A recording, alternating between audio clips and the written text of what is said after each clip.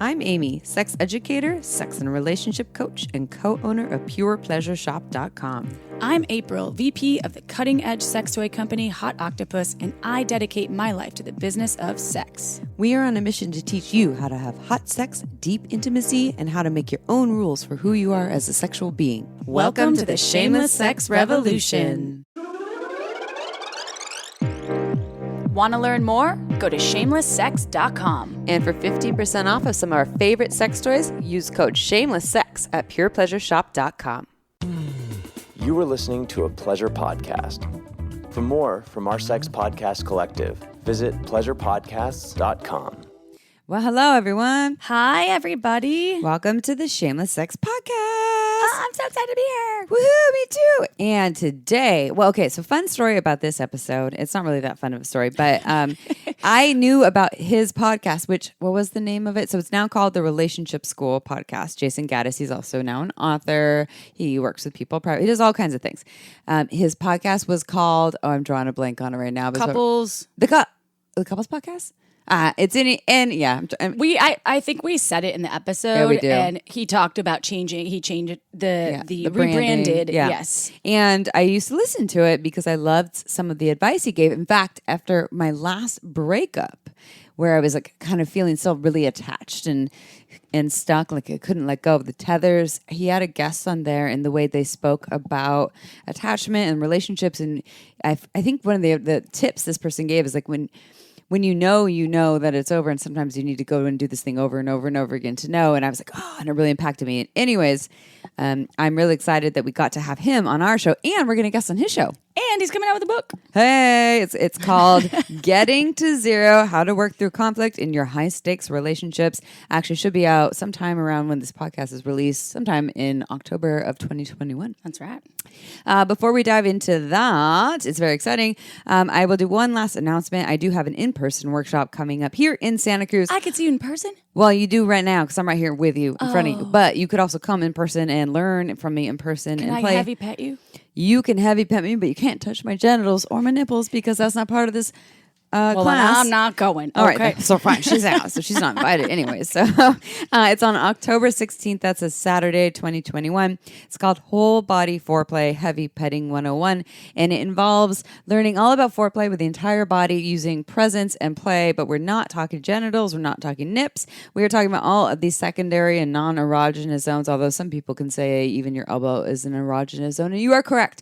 It is from 6 to 9 p.m. and you can sign up at PurePleasureShop.com. You just go to the sex ed, online sex ed part. You can sign up there. We have a limited amount of seats, and there's no seats actually, so space. And you have to come with another person to play or practice with, just so you know. And we've had the question, can I bring 2 people to practice with? Yes, you can. Good for you. You're having lots of fun. All right, so that's my little Where do you announcement sign up for it? At PurePleasureShop.com. Where was that again? Also known as the sex shop that I own with my mom. We sell sex toys. They and have lube. incredible sex toys. Yep. And I want to give a shout out. And Janice, happy 70th birthday. We love you so much. Thank you for birthing this beautiful human, Amy Marie Baldwin, That's over me. here, and for being born. And support Janice. And the Pure Pleasure Shop is how I got my start. Yeah. In this industry. How I learned about sexuality was through Amy and Janice. And go to purepleasuresshop.com and you can save some moolah. Yeah, you get 15% off with coupon code SHAMELESSSEX. And just think of it as a birthday present to my mom. Happy birthday, Mom. You can send her some stuff, I guess. Yeah, go ahead. Send her some thanks. I won't give you her address, but send me an email if you want to send my mom She something. lives at www.purepleasuresshop.com. 555. Mom is the best mom in the whole world. Okay, ready for a sex question? I believe so. I believe this is from a vulva owner. And vulva owner says, I think, my partner keeps asking what I want and what are my fantasies. And I, to be honest, have no idea what they are. I just really like sex. I do want to try different things and be more assertive in bed, but I have no idea what these things are, and I'm afraid he will get bored and annoyed with me answering that I'm unsure about these things. He hates it when I say, I don't know, what do you want? Also, he wants me to come while we are having penetrative sex, but it just doesn't seem to happen. And then I get into my head and it plagues my mind a bit, and it affects the enjoyment level. I've heard you talk about this on one of your podcasts, but I'm still unsure if maybe I'm doing something wrong. Please help. There's 2 questions there. Well, I want to just shed my piece of advice right here is that my piece of advice is you're not doing anything wrong. Nope. And everyone comes differently. And some people come differently at different times in their lives. So you may not be able to come with penetrative sex right now. You may never be able to come with penetrative sex right now. And that's okay. However, nothing's wrong with you. There's nothing wrong with you at all. Yeah, so we'll stick to that one first so that the secondary question, that is, we've talked about this so many times. There's so much research about this, and the idea of a penis and a vagina, and that the penis and the vagina is supposed to give the orgasm to the vagina owner, and if they don't, there's something wrong, is bullshit. And a lot of the ways the penis is touching the vagina generally, especially if they learn from porn, is a lot of thrusting. It's missing a lot of the parts where there are the nerve endings, which is the clitoris, which is the labia, which is mostly the external stuff. It's not the internal stuff. Not to say that people can't have wonderful internal pleasure. A lot of people do. And we can learn all kinds of different ways, but there's absolutely nothing wrong with you. And so your partner really wants you to come this way. I feel for your partner. That's cool. That sounds really nice. And that's a lot of pressure. And that's not your job to fulfill their fantasy so they feel really good that you had an orgasm in that way. And it's also not your partner's fault that they think that that's how sex should be. And I don't know if they're shaming you or not, but it sounds like you're taking this on as your own.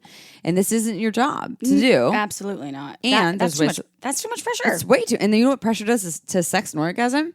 Brr. Also, if you know the ways you can come as a vulva owner, if you most typically orgasm from clitoral stimulation, which most do. The percentage of folks that orgasm with penetration it's less than 20% of people. So of vulva owners, just penetration alone. Yeah. So I with myself, and I can speak for myself, I typically, if I'm being penetrated, I use a sex toy on my vulva, so my external bits, meaning my clitoris, because I require clitoral stimulation. And typically, then if a penis is inside of me or a toy, and I have a toy outside and inside, I will not always orgasm because every time's different.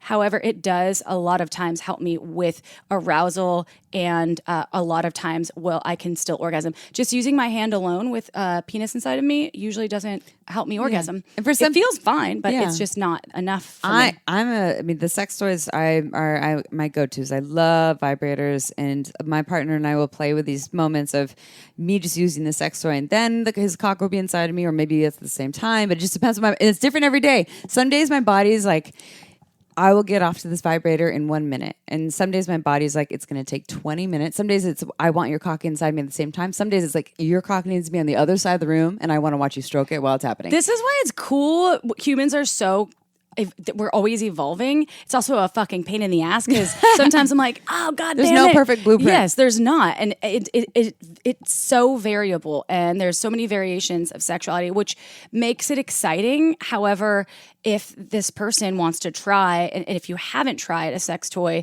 that might be one layer of a solution. And if it doesn't work, that's okay too. And if your partner is really into having you orgasm, perhaps with penetration, you could also really, really warm up yourself a lot before, so you're almost at the level of orgasming, and then penetration could happen, and then perhaps you may be able to orgasm. Or your partner can learn more about how to touch your body. And I know, so that brings us to the first question, which before we get to the first question, actually this is part of the first question, is something we talk about on this podcast all the time, which is OMGS. It's omgs.com. Ooh, good one. OMGS has 2 different seasons. The first one is all about external pleasure. It's all about vulvas. So they show all these different videos, techniques, categories on ways that you can learn to pleasure yourself with your hands externally and how to have orgasms. And how many people?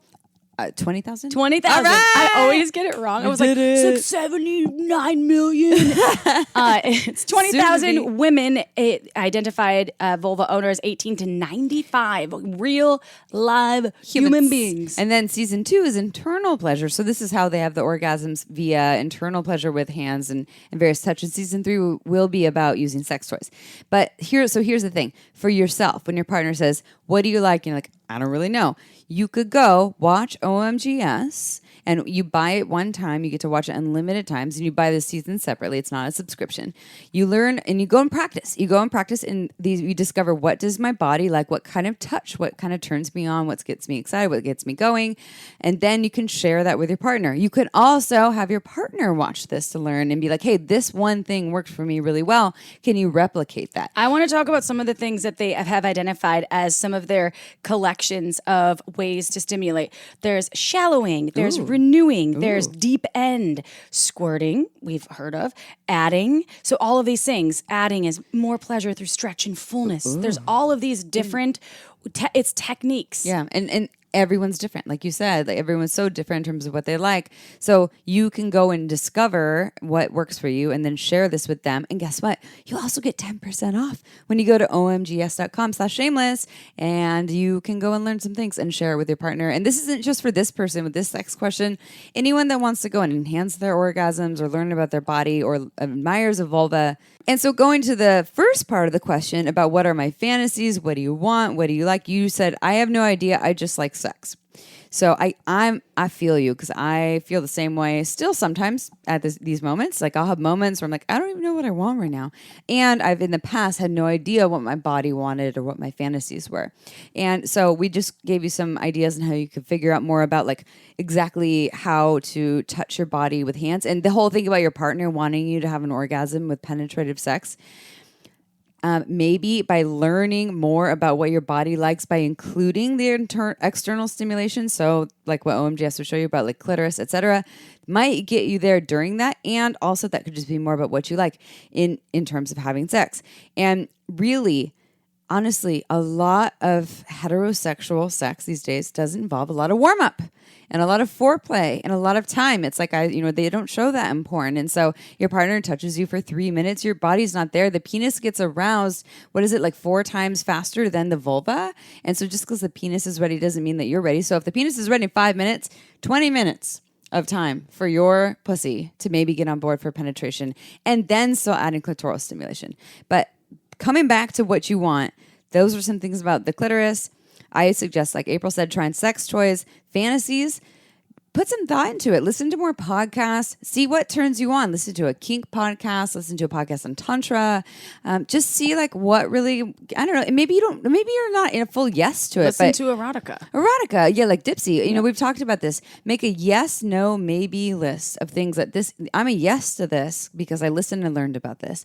I'm a no to this. That's a hard no, and I'm a maybe to trying this. And so maybe if you come into it with just this like drawn out thing, you won't draw a blank when they ask you because you've given some time. But I know that in the moment when we're naked and they're like, what do you like? What do you want? I too get stage fright. I'm like, I don't know, just try some things. That's when I like to tap into what feels good.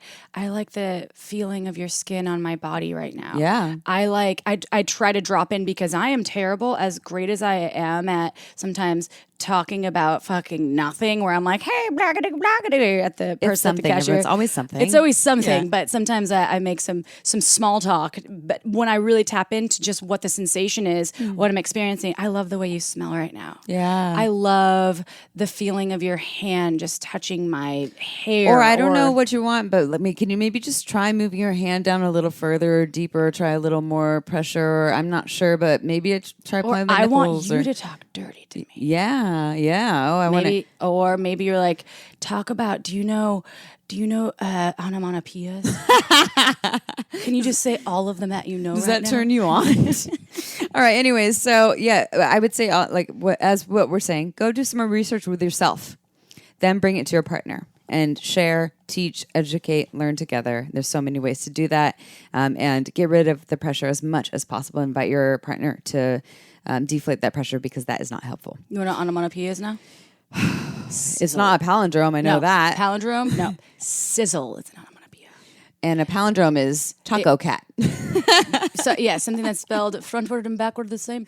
And an onomatopoeia is something that's yes, also, Dad. Very good. We're gonna change up this episode now to onomatopoeia is something that sounds like it's so it's like sizzle, and I don't know. I can't think of any more right now. But like maybe wow. Maybe Is it palindrome and an onomatopoeia? Yeah, it's all of them. Are you ready for Jayson Gaddis's bio? Yes, please. All right, that was good. That was a really cool sex question. Noise. And thank you for writing in, listener. Jayson Gaddis is an author, relationship expert, and coach who teaches people the one class they didn't get in school: how to do relationships. Jayson leads one of the most in-depth and comprehensive relationship trainings and trains coaches from all over the world on how to be relationship coaches. Jayson has thousands of fans and followers across multiple channels. He's the host of the Relationship School podcast and they have over 5 million downloads and over 330 episodes. He is also the visionary behind the Relationship School. His book, Getting to Zero, will be out in fall of 2021. But first, you know we love shamelessly talking about sex, but we also know that sometimes your sex life can fall into a dull routine. That's why we love to think outside the box by getting a fun, sexy box from Like a Kitten. Like a Kitten will ship you a gift box with all your erotic essentials, from vibrators and massage oils to robes and handcuffs. It's the perfect solution to spice things up and help make your sex life bright and shiny. And right now, they're helping you choose your own adventure with their Build Your Own box. You choose one item out of each of their 6 categories: toys, beauty products, lubes, games, sexy accessories, and even lingerie. We love the Like a Kitten BYOB because you can build an experience that's customized to your specific desires. And it's only $69. Some of the vibrators alone retail for more than $69, but you're getting the entire box of goodies for that price. Plus, right now, Like a Kitten is offering our listeners 20% off and free shipping when you go to likeakitten.com/shameless or enter code shameless at checkout. Just go to likeakitten.com/shameless or use code shameless to get 20% off these incredible boxes. Likeakitten.com/shameless. The link is in the episode's description. Go check it out. Meow. All right, it's interview time. All right, everyone, it is interview time, and we are here with Jayson Gaddis. Did I say it right? Gaddis? Yes. You got it. Woo! Boom. Who I was actually just telling Jayson, April and I've known about Jayson's podcast for a long time, have been big fans, and I've actually learned a number of things about relationships, some things actually that helped change my life many years ago, which we can talk about later because it's all about me. And so we're super excited to have you here. You have a book coming out, so you are author of Getting to Zero, How to Work Through Conflict in Your High Stakes Relationships, coming out in October 2021. That's when this will be released. But maybe you're listening to this in 2050. I don't know. And how's the water levels in the world? I don't know. Are we still in climate change? It's real. Okay, anyways. So, Jayson, welcome to our show. First of all, we're very excited to have you here. Thank you. And I want to get the names right. Amy and April. Yeah. Yes. Yeah. I know when you Okay. we had to call you had to call us and you're like, Ashley? We're like, well, it's an A name, but you're Close. Amanda. Allison. Yeah. Allison, right. Exactly. Yeah. My bad. Ariana. Yeah. Okay. Oh, it was good. I I'll liked go by it. all of that. Cool. So Thanks we for being always- flexible. Yeah, we're open. Or sometimes people call us the Amy's or the Aprils. It's just shorten it. So we always start with the same prompt for our guests, and so I'll give you the same exact prompt. So can you tell us how you got to where you are today, specifically in the field of love and relationships? Hell yeah. I was a sensitive, emotional, empathic boy and got trained out of that by the boy code and learned to protect myself and not show anyone emotions or feelings or any of that sort of soft, tender stuff. And then that kind of fucked me up when I got into relationships in my 20s because I turned into an emotionally unavailable guy. So all the women that I dated were wanted in to the heart, right? And I didn't know how, and I just kind of pushed them away because they were making me feel bad. And as soon as I got space from them, I felt better. And so I concluded it must be them, right? It must be you. And enough failures kind of had me wake up. And I was like, shit, maybe I'm the problem. And when I realized that at age 29, I set to work on myself, went to grad school, studied psychology, and just was a beast about learning about relationships and love because I wanted to figure it out because I was a mess. Mm-hmm. I could relate. Yeah. So, and the book that you have titled, so Getting to Zero, because I want to break down the title a little bit, also about the high stakes relationships, because I'm like, But so the book title, which Amy already read, How to Work Through Conflict in Your High Stakes Relationships. Can you define not only what a high stakes relationship could be, are all relationships high stakes? Could you also talk about what you mean by the conflict and zero? Yeah, hell yeah. So high stakes, first of all, let's start there. That's your inner circle. And that's usually an intimate partner. It's a business partner. It's probably the two of you, high stakes, right? You know each other. There's a lot in the line if something goes badly here. Family relationships as well. Those are high stakes relationships because there's a lot on the line if it doesn't go well. And conflict, I define as a rupture, a disconnection, or a unresolved issue between two people. And getting to zero is the place that we feel happy and good and connected again. And anything above a zero is I start to get triggered out of that place and I start to disconnect from you and myself. And 10 is like I am livid, super triggered. And I want to get back down to zero. Okay, so I'm going to ask this question, which actually was saved for later, but I'm going into it right now about triggers right away because I think we use the word triggered often. I also like the word activated. But can you, for listeners they don't know what triggered is, can you share with them what that means? And then, what do you do? What are some ways that partners can help with their partner's triggers? And like, what does that look like? And what if you're really triggered by them, you yourself? So what are triggers in general? And how do you deal with them?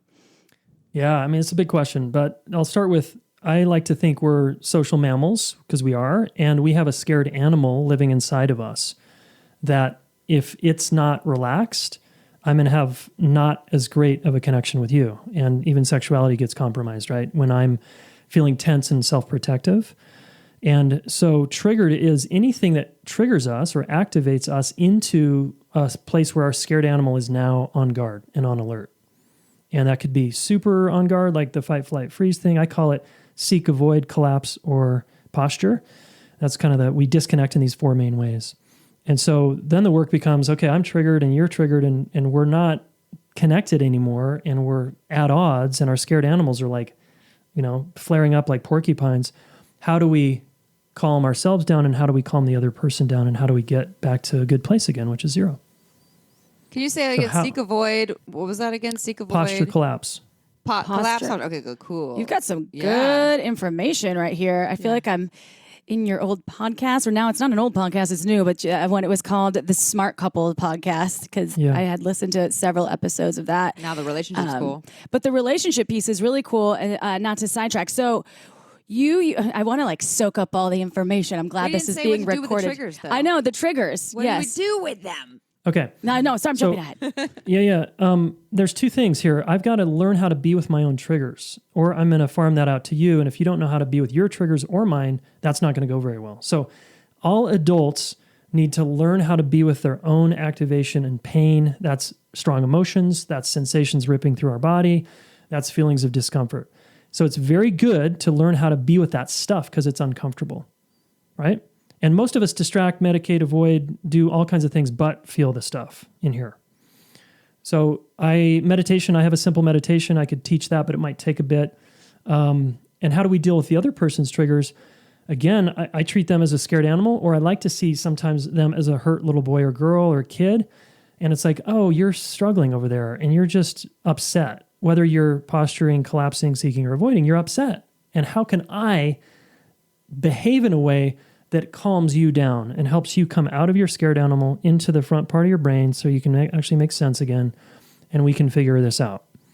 And lots of tools. I can listen until you feel understood. I can put my hand on your leg. I can scoot up close to you in a non-threatening way. I can actually give you space if that works better for you, as long as there's a return time. So there's a lot of things we need to co-learn together about each other's nervous systems and scared animals so that we can get back to zero again.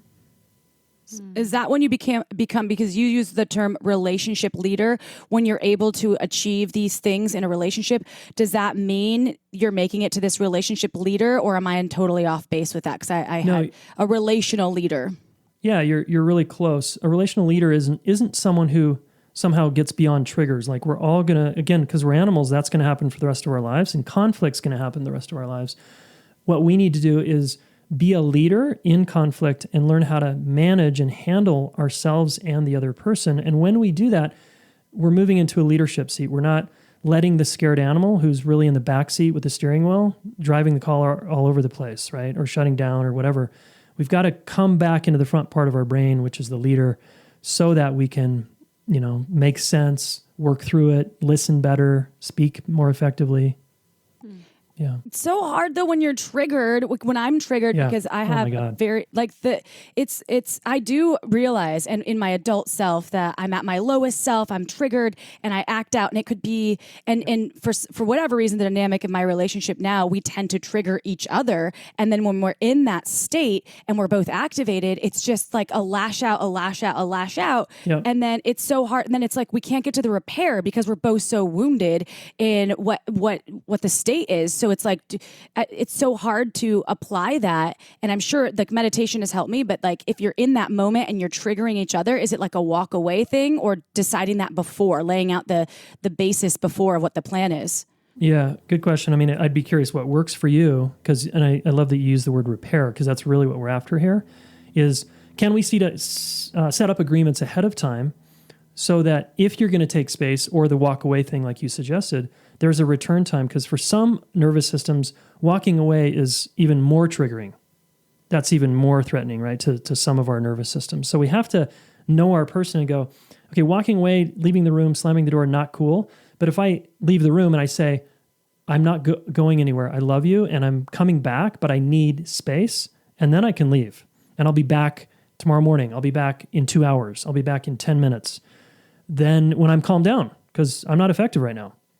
Right. And it's really not about not getting triggered, because we all act a little differently when we're in those moments and in that chunky, crunchy space. And we do blame and we point the finger, and that's human nature. It's how quickly can we move from that to, oops, I messed up. My bad. Not cool. I see that I hurt your feelings. I raised my voice. I was a jerk. How can we get back to a better place here? What is it? I think it's the John Gottman who says that if one person in the relationship is triggered, and I know you're speaking all kinds of relationships. I'm sure most people are listening for more like partnerships with couples and lovers and things like that. But I think this applies to all relationships, right? Is if one person's triggered, you can't really do very much until you work through that trigger, right? And it's like there isn't a lot of processing or connection or communication can happen until people have lowered their lower the systems, but got reconnected back with their bodies and out of their minds. Do you agree with that you need to really do that first before you can actually go into connection? For optimal living, hell yeah, and optimal health, definitely. And, my parents' generation didn't have these tools, and so they learned to compartmentalize, and their 0 is like a 4. And they never dealt with it, and there was no repair, and it was just like you suck it up and you let time take care of it. And so, believe it or not, some people can actually live in a pretty compromised state for a long time because that's the water they're swimming in and they don't know any different. But that's not my standard, and I encourage people to get way lower down to closer to 0, because that actually feels really relaxed and like I feel safe again with you. And we can open our bodies to each other. We can open our hearts to each other again. Mm-hmm. Well, that will hinder sex too. So what does the scale go? 0 is we're calm, and 0 is we're good and connected. Okay. 10 is ultra triggered. 11 is like parasympathetic dorsal vagal dive. We don't even need to talk about that. That's like a life-threatening murder kind of situation. Oh, geez. Oh, wow. Oh my God, scary stuff. And nervous is this system does very something much? Else. Okay. Is this very much related to childhood wounding in the way this is showing up in people and the lack of work that they may have done on that? Yes, and so the and is, we all have our history, and that's going to impact how we're showing up relationally now, and how we do conflict, or how it was done to us and how it was modeled to us is usually what I call a relational blueprint. It's sort of, that's what we do, and that's how we're going to behave unless we decide to apply ourselves and upgrade it. The and is, what was my and? Yes, and so yes, it is related to childhood wounding, even if you two had perfect childhoods and so did I, and we were all in a relationship and everything was going great, we're still going to trigger each other because we're social mammals and we perceive threats to safety on any given moment and through our social engagement system. So there might be a look on your face that I had a perfect childhood, but the look on your face feels uncomfortable for me. It feels judgy and it feels threatening. So that might trigger me, and it has nothing to do with my past. So it's kind of a both. Mm-hmm. I want to speak to something because some folks out there, and I used to be one of these people that I was sort of a pleaser, so I never would speak up. And when I was triggered, I would just kind of sit with it by myself, and then I would in relationship, it would come out. It would I would snap like a twig. It would take a long time because I was taught never to stir the pot, never to I was avoidant really about conflict, and my mom still does it, and I see where I get it when I talk to her. I'm like, hey, can we? Because a conflict doesn't have to be this angry disagreement. You can have conflict and still resolve it in a way that is healthy. And this is, I think, part of being an adult. We're conscious beings with a lot of emotions, as you said, and our experiences are always coming out. So I'm speaking to folks out there that. I've heard that we never fight. We're in a relationship. We never fight. I'm like, but if you do, do you have the tools to talk about it? Because there's no way that you're never triggered. That is nearly impossible. I think so. As a human, as a conscious mammal, is that what you call us? Social mammal. Social mammal. Conscious? Yeah. Well, so I just wanted to speak to that a little bit. Working towards consciousness. Yeah. Right? So talking about the inner conflict and the outer conflict too, can you talk about that a little bit as well, the difference between those two things? For sure. I mean, you said it a little bit there where you used to be conflict avoidant, right? And maybe had a hard time using your voice or withdrew sometimes when it got scary. And so when you do that, whenever any of us avoids conflict, we actually create a new conflict inside of us between what we want to say, right, and what our truth is, and what's actually going on inside. It's it feels bad. So most of us grew up getting the message that some part of us wasn't welcome, so we kind of stuffed it, and that's the inner conflict. There can be a big inner conflict in there between who I actually am, my true self, I call it, or your strategic self, which is who you are when you're trying to get everybody's love and attention and approval. And that rift between the two selves creates, I think, depression and anxiety. It doesn't feel good, And then outer conflict is just it's the everyday stuff that we disagree about. We don't see eye to eye with. We have distance. There's a seeker and avoider in a partnership. The avoider, and that silence actually can create conflict in a seeker, right? And someone who's wanting connection, the other person's withdrawing, that's conflict, even though there's no fighting going on. So there's a lot of flavors, I guess I should say, to conflict. Okay, time for a quick break. This podcast is free to you because of our wonderful sponsors like Dipsea. Dipsea is an audio app full of short, sexy stories designed to get you lost in a world where pleasure is the only priority.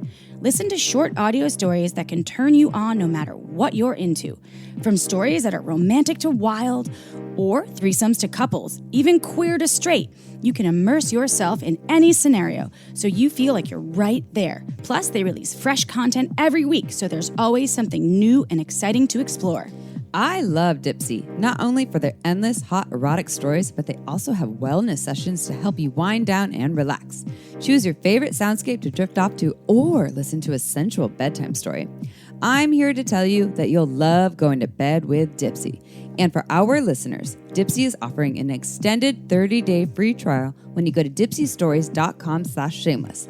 That's 30 days of full access for free when you go to dipseastories.com/shameless.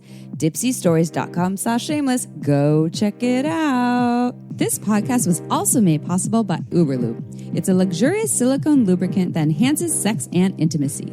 We receive emails from listeners who have tried Uberlube, and the feedback is unanimous. We never knew lube could be this good. It's also less likely to throw off the pH than most other lubes, and there are thousands of doctors recommending Uberlube to their patients, whether they want to make their hot sex even hotter or for folks experiencing dryness. Uberlube is without a doubt my favorite lube. It has no flavor, no scent, and feels absolutely amazing on my body. And it isn't just for sex. I use it to tame my hair frizzies, to prevent chafing, and I even put some in my mouth before an oral sex session. Totally ups my blowjob game. Oh, and the bottle, it's beautiful. It looks like a cosmetic product, so I just leave it out on my nightstand, totally shamelessly. To learn why we think it's the best lube on the planet, check out uberlube.com and use code SHAMELESSSEX for 10% off, plus free shipping. Again, that's uberlube.com and use code SHAMELESSSEX for 10% off and free shipping. Go check it out. Now back to the show. And like April was saying that sometimes we're trained to avoid conflict, but I think also a lot of couples think that there is something like the goal is to not have conflict at all. And if they do, there's a big problem. And instead it's more about, which is not helpful. And I've seen this in a lot of people and clients I've had been in partnerships where that was the case where like, why are we here? We shouldn't be here. This means there's something wrong here. Instead of like, this is a part of being in a relationship with anyone. Even April and I will have conflict. We're actually surprisingly have always been really skilled at dealing with our conflict. We've had a couple big blowouts. Well, I'm still avoidant. She'll be, can we talk about this? I'm like, maybe. Like, I'm still like, do we have to? I'm usually the one that approaches people as like, so what's going on? Yeah. I can tell there's something going on here. Nice. And I had to learn how to do that, but it's just a part of relationship with friends, family, and partners too. And you got it. I think it's helpful to embrace that. Yeah, we're gonna not get along, and in fact, I think the better relationships we have, the more likely we're going to get into conflict, and the better and stronger we become when we work through it. So it's always an opportunity. I'm with you. Let's embrace it. And I think people purchase a fantasy in relationships that says no conflict equals good relationship, and I think that's just bullshit. Unless you want to lock yourself in a cave and not talk to anyone ever again, you're going to have conflict, right? Totally. Yeah. Totally. Which sometimes looks really nice to me. I'm like, maybe I'll just lock myself. I want that island sometimes. Yeah. Where can I go where there's no people? Let's go there. I just don't want one bring my person. dog though. Thanks. Yeah. Right. I get conflict with him too. Damn it. What about, so can we ask about codependence here? So I was listening to your Bring it on. podcast the other day and I listened to an episode that was talking about codependence, and it was saying that there can be some positives in codependence, although there's often a shadow side there. And I used the term codependent-ish. And April and I have talked about this. We're like, we have some codependent stuff. My mom has some codependent stuff. And I know a lot of it is about survival. And for me, there's abandonment issues and this feeling of like, I need to please and keep the peace because otherwise I might get left and then I'm alone and then I'll die. And exactly. Can you got explain, kind of describe to our listeners, what is codependence? How does it show up? How does it serve us? How does it get in our way? Well, you just explained it pretty nicely there, Amy, about, I'm dying. in terms of what drives it, right? Like a codependent-ish type person, I like the word ish because can be such a strong label people put on themselves or each other. And codependent-ish is like, it's a spectrum. I tend to, usually as a kid, most of us were the helper in the family for whatever reason, alcoholic mom, depressed dad, brother that was sick. Something was going down in the family that had this person start to caretake others and then receive value from that and also love from that. And then that turns into an adult who finds themselves with a partner who might need help or isn't doing the work or won't own their part. And so the codependent-ish person starts to try to help because that's their impulse and that's what they're good at. And they just want to help. And then they believe in people's potential versus who they are in reality. And so they'll keep trying and trying and trying and hoping that if I just make this one tweak and I just do this one little thing over here, then I'll get my needs met and it'll feel fair and equal. And codependent-ish people also set the relationships up usually as an unfair dynamic where I help you, but you don't help me. Oh man, I feel like I'm textbooked right now. Yeah. I don't know. I think the ish was added to be nice. I think it's just codependent. Well, what is the ish? What does the ish mean to you? Is it like it just means a spectrum? Like it's sort of like I'm codependent-ish because not in my marriage, but in my work. Like I'll give and serve till I bleed, right? And then I'll completely forget about myself. I'll be like, oh shit, I gotta shower. I gotta like lay down and like eat something here. And that's sort of the same flavor of like, again, I'll help you and maybe you won't help me, but I don't care because this feels good. This is what I'm used to and this is what I know. So I'm just going to keep helping. I never thought of it this way, actually. So you're just blowing my mind right now a little bit. I thought codependence was something else. I had it defined in my brain as something that I knew that I was, but I was like, no, it's something I could get out of. But I do this a lot with a lot of folks, not even just in relationship, but like in partnership, but in various relationships. So that's something I have to work on. So let's maybe talk about that in another podcast But what do you do though? Oh yeah, that's what I'm saying. What do I do? Let's talk about what to do. This is for us. This is not us. Nice. Let's talk about what to do, but let's also remember that this is a strength. This is a very positive quality. We don't need to make this quality about you or me or anyone wrong. there's tremendous health in this. And where it becomes frustrating is and agonizing usually is in partnerships where, again, I'm doing the work, and I like to use a boat metaphor. If our boats are tied together, and that's called a partnership, and we're out in the middle of the ocean, and you're laying down in your boat, and I'm paddling in my boat on the right side, and you're sitting on the left side, and I'm the only one paddling, we're going to go in a circle. And at a certain point, we're not having very much fun anymore because, wait, I know I want to go out there, and I just can't continue to paddle while you do nothing. And that's an extreme example. Usually it's not that extreme, but it just paints the picture that, right, the codependent-ish person is often just busting their ass to try to make things work in the relationship. And usually that leads to resentments, burnout. It can lead to the other person feeling judged and criticized because they always want to be changed. You're trying to change me. You're trying to get me to be who you want me to be. And there's just, it's not ultimately fulfilling for both people. But it kind of works, right? Or at the other person. Yeah. What do you do? Do you sink the other boat? What? Here, use your fucking oar. Why don't you Get out your there, oar? paddle with your You shame them. You shame them and you cut their... Use your oar. Yeah. God damn it. You cut the line. You cut the line and you're like, I'm done with this relationship. I'm out. I'm out. Yeah. Totally. I don't think that's what you do. Yeah. No, it's not what you do. But again, I often find that as the codependent-ish person can start valuing themselves, they start to see, wait, I deserve to be met here. I deserve some mutuality. I deserve to be attended to. I deserve to, and my edge is to receive love, and receive someone giving to me because I'm always giving.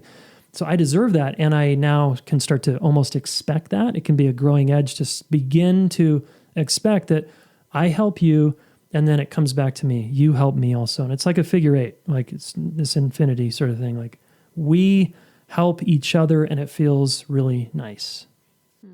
So it's not going to be set up like, well, I do this, and this, and you do nothing. It's like you have to sort of have the conversations and then create the foundation, right? Where it's sort of the blueprint of what you want and expect in the relationship, almost like an architect would draw blueprints to a building. Is this what you're speaking to? I like that. I like that a lot. I'd say before that, there's a move I didn't mention, which is I need to be really okay with if I just take my foot off the gas of my helping and my habit of kind of trying to make you change or whatever.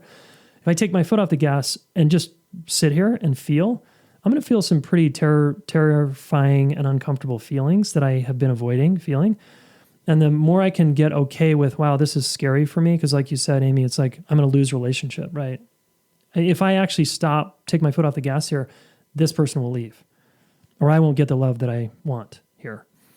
So being with, again, our pain, our discomfort, our fear is huge, because then I have increased capacity to continue to set boundaries, which is another big thing for codependent-ish people. Saying no to people, no thank you, actually, no, I'm not going to keep giving. I'm tired, I'm going to take care of myself now. I'm going to do something for me, actually, for once. I'm going to try to pursue relationships where people actually reciprocate and do things for me also. Mm-hmm. Boundaries. That's genius. Mm-hmm. That's genius. Are you taking notes over here, Chip? I'm definitely going to listen to this podcast about 200 times after we're finished recording it. What I imagine about you two in your relationship is that it's not codependent-ish because you're helping each other out, right? So you have probably a living example that shows you what's possible in just your friendship or whatever's happening here, you know? Yeah, and I think we show up for each other in the same ways and also in different ways. And I guess that's a question I'll ask you here too. Is I feel like sometimes people are trying to do tit for tat, or like I do these 5 things, so you have to do these 5 things, and that in itself is also problematic. It's like trying to make it not like too mutual, but like completely even. Yeah. Or, the laundry list though was never great. That's something that's always kind of bugged me. I'm like, whoa, don't give to get, right? At the same time, state your boundaries. I like that. I don't give to get. I'm not like, well, I did this and I expect you to. I just don't think that's a successful story. Yeah, and it's coming from resentment usually. That kind of scorekeeping is usually a sign of there's resentments in the relationship. And I like what you said also there, that it's not. Because I'm wired differently than you and I give differently than you, it doesn't need to look the same coming back. You know, maybe your way of giving to me is to be the provider, and your the breadwinner in our family, and you make us all this cash, and that's how you show love to me. If that works for both of us, that's fine. That can feel really fair to some couples and some people. Yeah. But again, a business partnership, I think, is an interesting place to look at this. It's like, are we both pulling our weight? You know, it's a simple conversation. And sometimes one person is doing more than the other. And again, that doesn't work over time. Yeah. Sometimes I work more and April just gives me wine. So it works really well.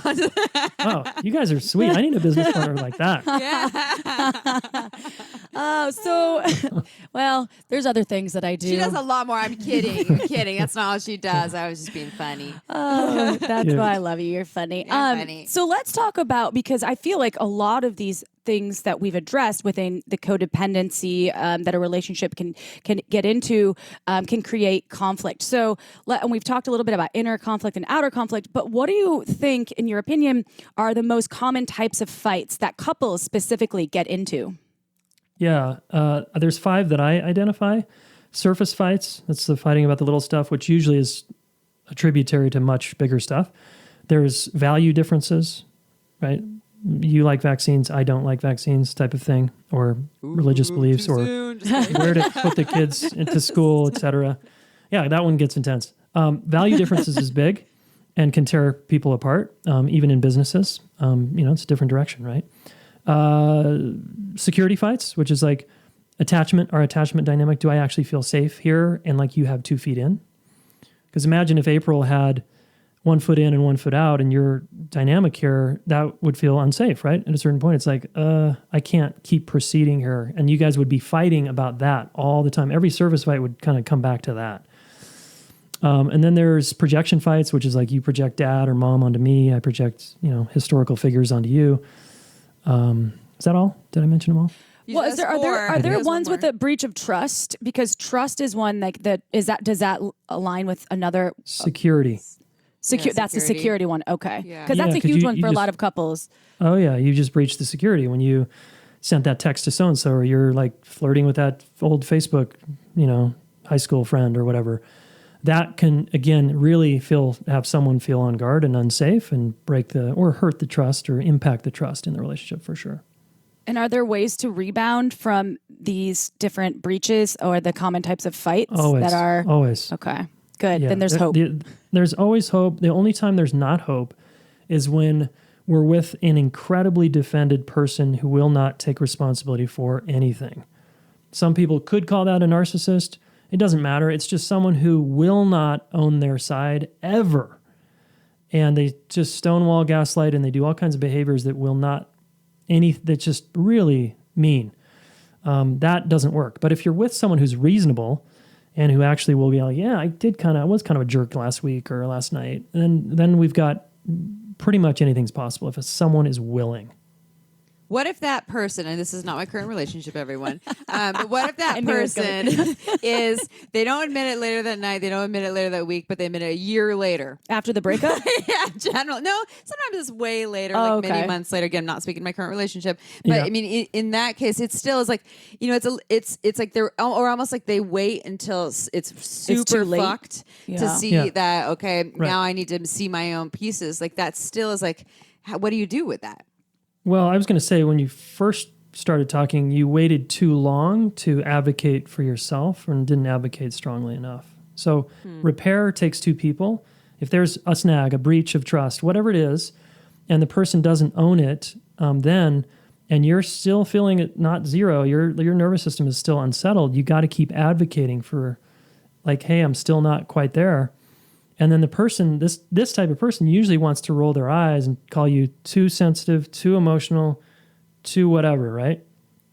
And that's not cool either, because that's, again, blaming you for just feeling like, hey, I'm not there yet. I need a little more ownership.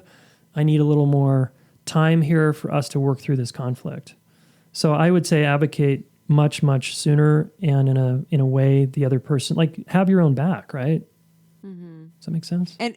And yeah, totally, 100%. And so do you think that whenever there's a conflict, so one of these fights or some sort of conflict, there's, say there's 2 people, whether it's April and I and as business partners or a couple, that I'm just going to throw it out there and I might agree with it. That one helpful idea or tool would be that everyone has some sort of ownership. Maybe it's one more than the other, but in some way, shape, or form, we all have something to own, and that we could probably go about every fight or argument and say, all right, I have a piece here. What is it? Would that be helpful?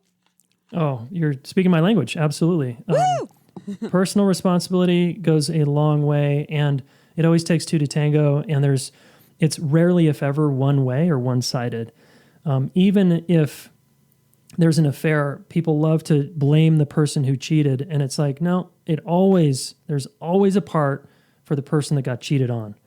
And if they can get out of their victim position and start taking responsibility for, I didn't show up for them. I was kind of aloof. I ignored them. I didn't attend to them sexually. There's all kinds of reasons why.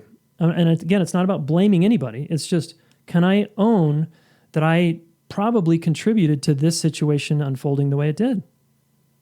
And man, that's a very adult thing to do. And I think it's empowerment. Like I want to be empowered in life. I don't want to be pointing the finger at people. There's a piece about apologies, though, and taking responsibility, because there's an art to apologizing. And art meaning it's not, I'm sorry you feel that way, which is a thing that drives me crazy, because I'm like, yo, that's not cool. Like, take responsibility for your piece. And I'm don't thank you for your sorry, but that seems like a little bit detached from the reality of the situation. What are you actually sorry for, right? And I think this is something that's really difficult for people, because I hear all the time, even in friendships, where I'm sorry you feel that way. I'm like, oh, what? Fuck you. This is why. Fuck you. This is why fuck I run. you is a really good response to that. But Yeah. it's so invalidating, Yeah. So what we can say instead is, so April, you and I, let's say we're in a relationship and I fucked up. I can say, instead of saying, I'm sorry, which is one way. And if I'm sorry really worked for your nervous system and I knew that about you, I would use it. I would use it every time because it works for you. But before I said I'm sorry, I would say this. Hey, I know yesterday we had that snag, and I've been thinking about it, and I think how I treated you wasn't cool. And I can see that when I raised my voice like that, or I didn't text you back, I remember the look on your face, and I can imagine that felt really hurtful. And, it just sucks that I did that. And I see the impact on you, and I'm just really feeling kind of sad and bummed that I did that to you. And if I want to throw in the apology, I can, right? I mean, how would that feel? Right? So much better. And I'm not prone to loving apologies. I dig taking responsibility and saying, hey, I fucked up, and I can see that you're hurt, and let's get into repair. How can we go there? I always say it, like in business and in relationships, like give yourself 9 solid apologies that you really, really mean, like 9 lives, because take responsibility for your actions and say, please excuse my behavior, and go from there. Right. And I really love that, though. That is so great. And I know you're married, but damn, everybody out there, take some notes from Jayson. This is why you have a book, an amazing podcast, because you really know what you're talking about. You're so just skilled at the art and your delivery. So, I mean, thank you. I mean, I'm learning so much from this. I don't ever want you to get off this podcast that we're doing right now. We're going to keep you forever. Right on. Well, it's a nice, thanks for saying that. And, my wife, if she was sitting right here, she'd say, yeah, most of the time. Yeah, of course. Yeah, right? Yeah. Because I can be a total ass and I can forget to empathize. And so she keeps me really sharp, because my biggest weakness is probably empathy, where I forget that part. Like, oh, fuck, I could see that hurt your feelings. And can we just like have a breath there? I'm usually like, yeah, I already own my part. Like, what? Doesn't work. It's like me, kind of. Yeah. Well, and a lot of it is easier said than done, especially when we are in the trigger mode, or I can give all of the tips on, sex and relationships to people. But when I'm in it, it is more challenging. Generally, not on everything, but it often is. It depends on the dynamic too. So, and my favorite teachers and educators are the ones that are like, I'm still learning.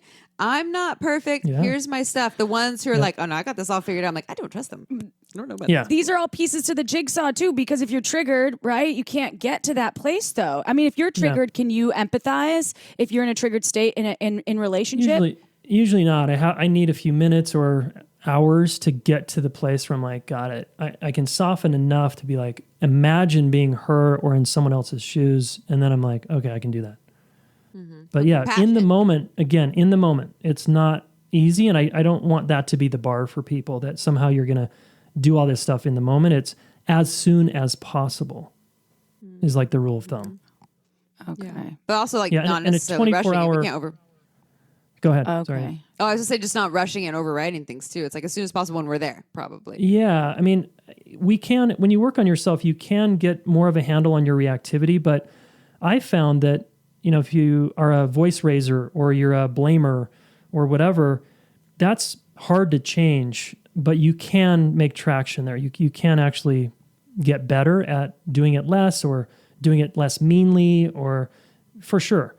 But again, where the rubber meets the road is how quickly did you come back around and own your part and empathize and listen until the other person feels understood and, come back to a good place again and validate their experience, etc. The voice raisers. That's a good fast. one. Oh, the voice, yeah. Or the blamers. What Yeah. are you? I am. What are the other ones? Voice raiser. The shutter downers, the distancers. I'm the withdrawers. shutter downer. I'm the shutter downer and the distancer. I'm like, I'm not I'm never going to talk to you again. I'm not that kind of person. done. I'm I out. have friends that are like that, where they're just like, Yeah. we've been into a fight and she sent me an email saying, I guess you're done with me. Let's never talk again. I was like, we've been friends for like 20 years. Yeah, you're like, what? This is Right. over what? So it's like, but I feel like I'm a shutter downer where I just freeze. But I have been in a Is the relationship. shutter down shutting them down or you're shutting down? Oh, You're good shutting call. down. Yeah. Oh, I'm not. That's the shutter downer is like, I just kind of shut down, which is another way of I kind of go into my hermit crab shell. I disassociate. Well, I just leave I- my Yeah. body. yeah. It's like, Right. yeah, the eyes get all glossed over, and you can, and Yeah. I can feel it happening. And it actually, but like, there's a part of me that sometimes I can't not choose it, and sometimes I am choosing it because it's so familiar. I mean, I've been doing it off and on my whole life, but all around abandonment though, it's like voice raising to me, I can handle if someone raises their voice. They can have a big old loud tantrum over there and stomp and even say some mean things. Totally fine, but the minute they're like, "I'm leaving," I'm freaking out inside. Okay. It's that. Yeah. So that's when is that more when you dissociate, is when someone exits? Yes. Yeah, it's Someone completely. Or disappears. even if they're even they can Silence. still be there and energetically exit too. Like they can still be with me, and Yeah. then they're putting up a wall or something. But if there's a threat to them leaving or at the end of the relationship, my response is a disassociative response. Yeah. And which is and it takes so long to bounce back from. It's Yeah. not a fun one. I mean, I know Yeah. it's there, survival, but Yeah. It sounds like you use a lot of non-defensive communication techniques too. So, and your book, because I would love to hear a little bit about your book because it's coming out October 5th. And also about your podcast, because for folks that haven't listened, it's an incredibly helpful tool out there that's for all y'all about relation. I mean, it's incredible. So can you talk a little bit more about your book? Are you going to cover a lot of the things that we talked about today or more? Yeah. Yeah, thanks. So the book's called Getting to Zero. Again, how to work through conflict in your high stakes relationships. And I'm really pumped about it. I feel awesome about it. It's really, I think, an excellent manual. It's very tactical. It's backed by some neuroscience and attachment science. So it's a little nerdy on a couple chapters if you care about that, just to understand the nervous system.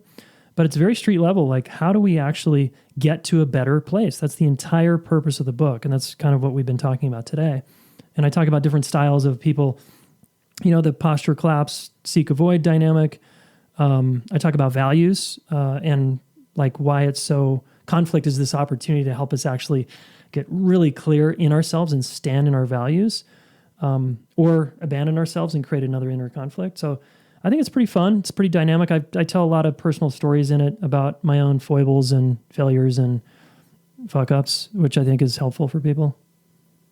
That's awesome. And that's I'm getting that book immediately. Is it going to be on all the platforms, or is it directly going to be on your website? And also your podcast, can you talk about that just a little bit too, Jayson, please? Yeah, sure. And thanks for listening.